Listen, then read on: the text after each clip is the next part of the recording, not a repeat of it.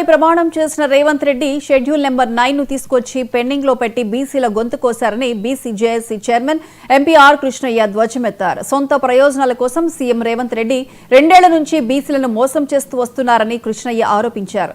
Basheerbagh press club లో BC commission మాజీ chairman Vakulabharanam Krishnamohan అధ్యక్షతన సమావేశం జరిగింది. జీవో నెంబర్ 46 ను ఉపయోగించుకోవాలని డిమాండ్ చేస్తూ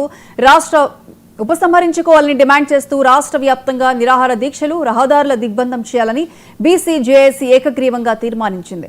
సీఎంకి చిత్తశుద్ది ఉంటే జనరల్ స్థానాల్లో బీసీలను పోటీకి నిలబెట్టాలి. సుదర్శన్ రెడ్డి కమిషన్ నివేదికను బహిర్గతం చేయాలని ఆర్ కృష్ణయ్య డిమాండ్ చేశారు.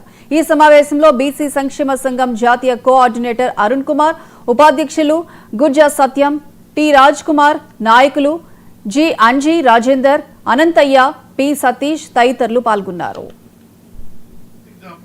ప్రధానమంత్రిని కలవలేదు, పార్లమెంట్ లో మాట్లాడలేదు, ఎక్కడ కూడా అఖిలపక్షాన్ని తీసుకుపోలేదు, ఇక్కడ కూడా పెట్టలేదు అఖిలపక్ష సమావేశం. కాబట్టి చిత్తశుద్ధి లేదు, మాయ చేసి మభ్య పెట్టడమే మీ యొక్క ప్రవృత్తి, ప్రవృత్తి రెండు కూడా. కాబట్టి మేము మీకు తగిన గుణపాఠం మేము చెప్తాం. ఇప్పుడు కృష్ణమోహన్ గారు చెప్పినటువంటి తీర్మానాల ప్రకారం కార్యక్రమాలు ఉధృతంగా ఉంటాయి. ఖచ్చితంగా ప్రభుత్వం నెడరించేటట్టుగా మొన్నటి బంధు షాంపులు మాత్రమే, అంతకంటే కఠినమైనటువంటి ఉద్యమాలు ఉంటాయి. చాణక్య నీతిలో నీతి నియమాలు ఉంటాయి. చాణక్యుడు గొప్ప మహామేధావి కోసం ఏమన్నా చేయొచ్చని చాణక్యుడు చెప్పారు. ధర్మ సూత్రాలు చెప్తున్నాయి. మంచి కోసం జరిగే ఈ పోరాటంలో తప్పనిసరి మీరు భారీ మూల్యాన్ని మీరు చెల్లించుకుంటారు. ఇక్కడ 76 ఏళ్ల తర్వాత కూడా బీసీలను మోసం చేస్తాం, అంగ దొక్కుతాం అనేది మీ కళలో కూడా ఊహించొద్దని చెప్పి ఇది చెప్తున్నా. ఇదే విధంగా రాష్ట్రంలో ఉన్న బీసీ సంఘాలు బీసీ జాకులు ఏర్పాటు చేయాలి.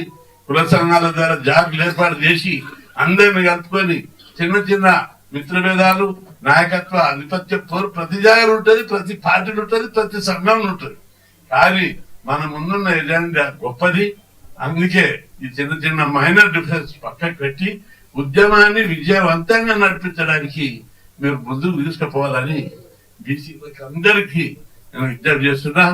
అనేక ఎగ్జాంపుల్, ప్రధానమంత్రిని కలవలేదు, పార్లమెంట్ లో మాట్లాడలేదు, ఎక్కడ కూడా అఖిలపక్షాన్ని తీసుకుపోలేదు, ఇక్కడ కూడా పెట్టలేదు అఖిలపక్ష సమావేశం. కాబట్టి చిత్తశుద్ధి లేదు, మాయ చేసి మభ్య పెట్టడమే